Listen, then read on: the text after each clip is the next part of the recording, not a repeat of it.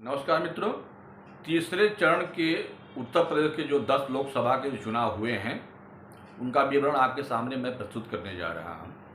देखिए, जब चुनाव आरंभ हुए तो ये कहा जाने लगा था कि भारतीय जनता पार्टी के लिए इस बार का चुनाव जो है वो आसान होगा, क्योंकि 2019 में सपा और बसपा दोनों मिलकर के चुनाव लड़ रहे थे और इस बार जो है बसपा अलग अलग लड़ रही है, तो उसके हर क्षेत्र में 10-15% जो वोट होते हैं वो निकलेंगे और भाजपा बड़ी आसानी से ये चुनाव जीत जाएगी। लेकिन देखने को ऐसा लग नहीं रहा है। उसके कुछ कुछ कारण हैं।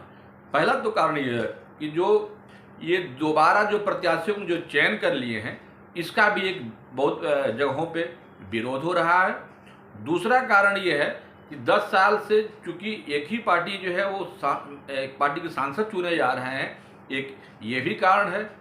तीसरा कारण ये है कि जो जातीय जो गोलबंदी हुई है उसमें बड़ा उलटफेर हुआ है, और स्पेशली ये जो तीसरे चरण में उत्तर प्रदेश में जो 10 लोकसभा क्षेत्रों में जो जो चुनाव हो रहे हैं, इसमें अखिलेश यादव जी ने बहुत सोच समझ करके अच्छे से जो है वो टिकट की उम्मीदवारी जो है वो दी है।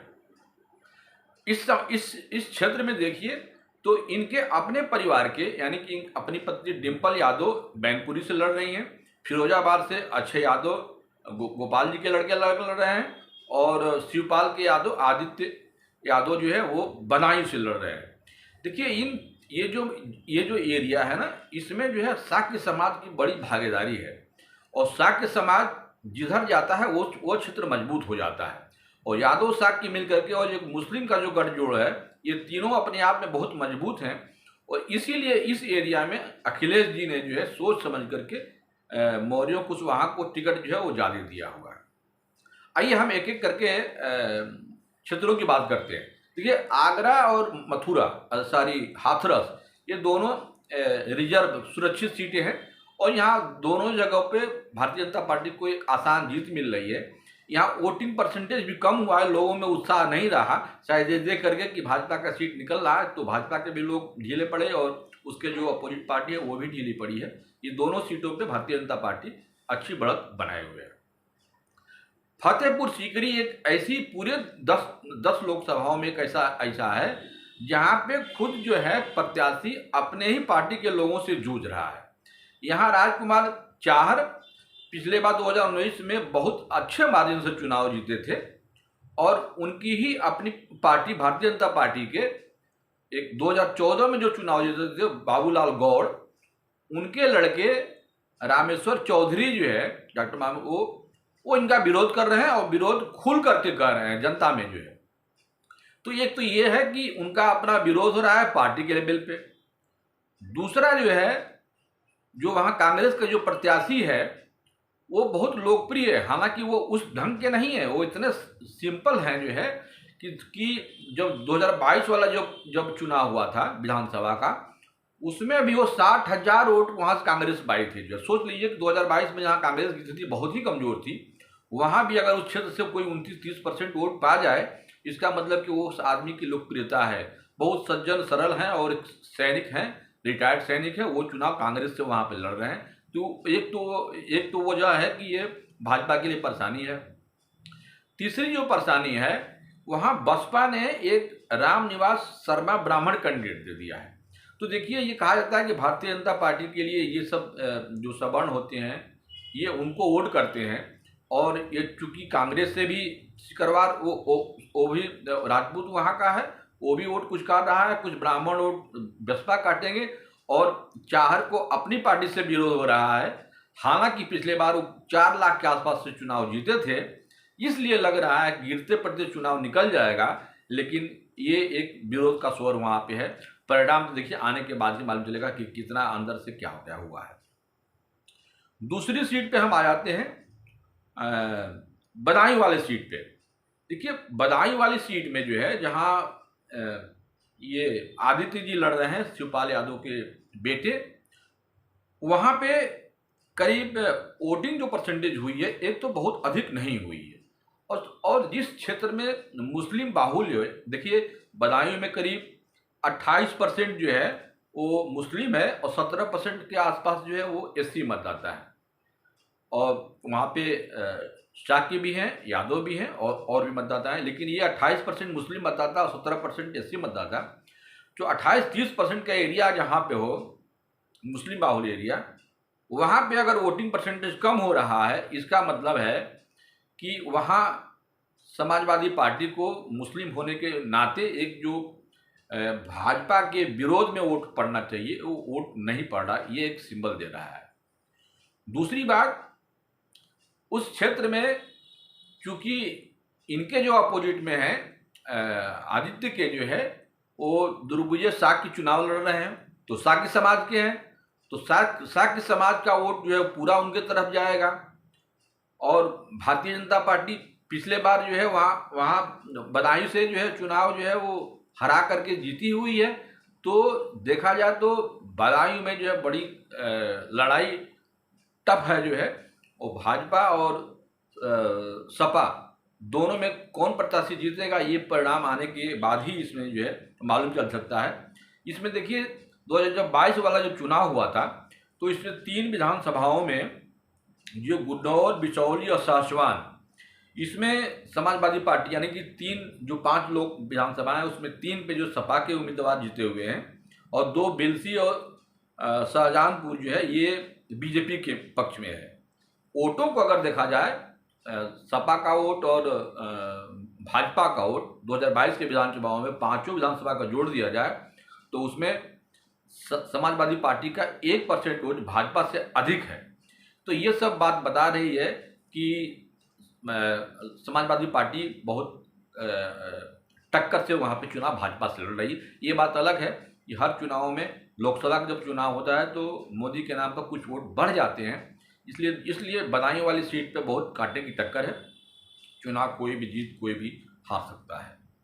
एटा वाले में देखिए, एटा वाले में राजवीर सिंह जी, राजू भैया जो भूतपूर्व मुख्यमंत्री कल्याण सिंह के जो बेटे हैं, लोध समाज के हैं, पिछले बार भी बहुत अच्छे मार्जिन से जीते थे और इस बार भी जो है वो बहुत अच्छे मार्जिन से जीत जाएंगे, क्योंकि एक तो उनकी अपनी बिरादरी की लोध की संख्या बहुत ज़्यादा है और बहुत उम्मीदवार जो उनके खिलाफ में मुकेश शाक्य लड़ रहे हैं, शाक्य और यादव, यही 2 कम्युनिटी उनके साथ में है। उनकी संख्या उतनी नहीं है कि वो राजू भैया को चुनाव हरा सके। हालांकि मुकेश शाक्य के प्रचार अखिलेश जी बड़े अच्छे से किए हुए हैं। तीनों जातियां मुस्लिम, शाक्य और यादव, ये तीनों बहुत मिलकर के चुनाव लड़ रहे हैं, लेकिन ये हरा पाएंगे ये ऐसा देखने को मिला नहीं है। मैनपुरी की हम बात करें तो देखिए, ये जितने भी 10 जो चुनाव हुए हैं सभी में वोट परसेंटेज 2019 के मुकाबले में कम हुए। सिर्फ मैनपुरी में जो है वोट परसेंटेज 2% बढ़ा हुआ है। इसके क्या माने हैं, मेरे समझ से ऐसा लगता है कि एक तो ये कि जो जसवंत नगर और करहल में जो बोगस वोटिंग होती थी इस बार वो नहीं हुई है, तो यह एक समाजवादी पार्टी का नुकसान है जी। दूसरी बात कि जो वहाँ का जो मतदाता, जो कमजोर मतदाता है, जो डर के मारे वोट नहीं देता था, इस बार जयवीर सिंह के चुनाव लड़ने से वो भी खुल करके मतदान देने आया है। अब ये बात अलग है कि वो किसके पक्ष में किया है। दलित वोट इस बार इस पूरे मैनपुरी के चुनाव में मेरा आंकड़ा है कि दलित वोट जिधर गया होगा उधर का पलड़ा भारी होगा। ये चुनाव देखिए ये कांटे का, इसलिए मैनपुरी बहुत लगातार चर्चा में है, क्योंकि वहाँ करीब बताया जाता है कि 4-4.5 लाख करीब जो है वो यादव मतदाता है, 3 लाख 3.25 लाख करीब शाक्य मतदाता है और 1 लाख करीब मुस्लिम भी है। तो यह देखा जाए तो अपने आप में ये 3 को ही जोड़ दीजिए तो ये करीब 45% हो जाता है। और बाकी चूंकि अखिलेश यादव मुलायम जी का परिवार वहाँ पे हमेशा से रहा है, तो हर जातियों में कुछ न कुछ इनके अपने लोग रहे हैं और ऐसे जो प्रभावशाली लोग होते हैं इनकी पैठ जो है वो हर बिरादरी में होती है।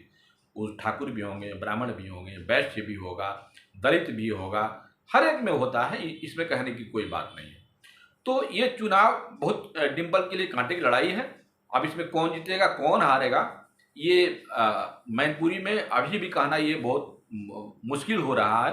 ये 2% का जो आंकड़ा जो बढ़ा हुआ है, अगर हो सकता है कि वो डिम्पल के पक्ष में गया होगा तो डिम्पल की जीत बड़े आसानी से हो जाएगी, लेकिन अगर ये डिम्पल के अगेंस्ट में गया होगा तो फिर ये बहुत जो जीत हार का जो मार्जिन है वो बहुत कम होगा।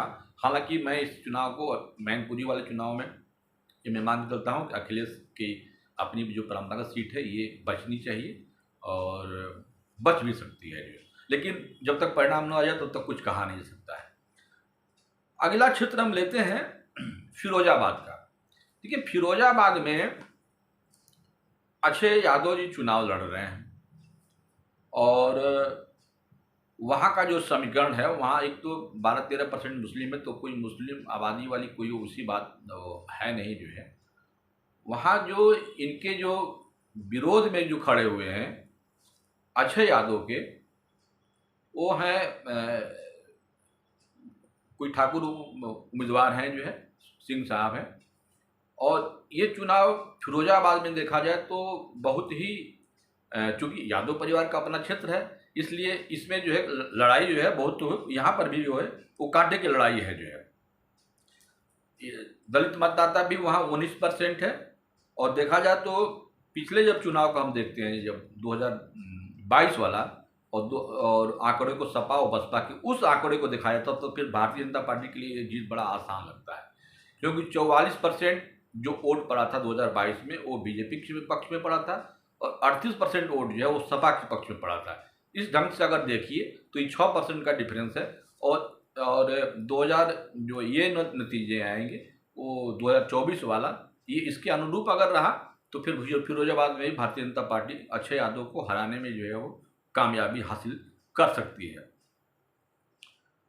2019 वाला जब चुनाव हुआ था, ये देखिए कि तब सपा और बसपा दोनों का गठबंधन था, उसके बाद भी फिरोजाबाद से भारतीय जनता पार्टी का प्रत्याशी चुनाव जीता और वोट करीब 54% पाया। तो इस लिहाज से भी हमें लग रहा है कि फिरोजाबाद वाली, हालांकि पिछले बार शिवपाल के भी लड़े थे चुनाव, तो उसका भी असर था जो है, और 42% का वोट करीब जो है विपक्षी पार्टी को मिला हुआ था।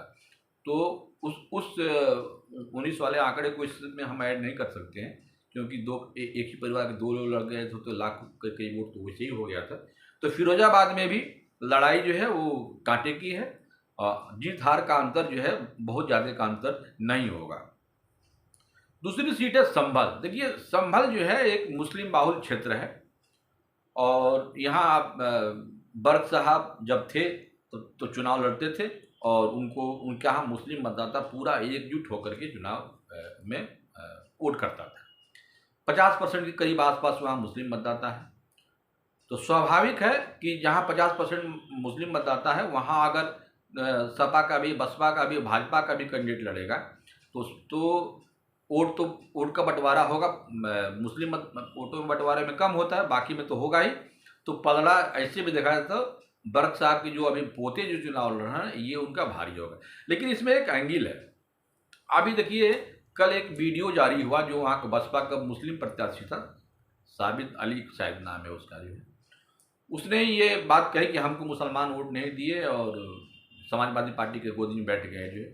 तो वो कहे या न कहे, ये वहाँ पे ये बात साफ लग रही थी कि मुस्लिम जो है एक तरफा समाजवादी पार्टी को वोट कर रहा है। लेकिन अगर वो 2-4% भी वोट काटा होगा तो यहाँ पर लड़ाई अभी भी ये कांटे की बनी होगी। लेकिन अगर 2-4% वोट नहीं काटा होगा और जो वहाँ का जो दलित समाज है वो भी अगर बसपा को वोट दिया होगा तब तो फिर समाजवादी पार्टी का जितना यहाँ लगभग तय है और अच्छे से मार्जिन से भी चुनाव ये जो है वो समाजवादी पार्टी ये जीत जाएगी, क्योंकि मुस्लिम बाहुल होने के नाते और दलित वोट इसमें से निकल जाता है तो हिंदुओं की संख्या वैसे भी कम आ जाएगी। तो इस हिसाब से देखा जाए तो संभल में समाजवादी पार्टी का पलड़ा जो है वो भारी है। आंवला, देखिए ये पूरे चुनाव में लोग ध्यान नहीं दिए। आंवला का जो चुनाव है ये बहुत दिलचस्प चुनाव है। देखिए, इसके पहले जब धर्मेंद्र कश्यप वहाँ से चुनाव लड़े भाजपा से और इनके विरोध में जो है नीरज मौर्य है, मैंने बताया था ना कि इस बार जो है मौर्य को टिकट जो है वहाँ उस एरिया में अखिलेश जी ने दिया हुआ है सोच समझ से।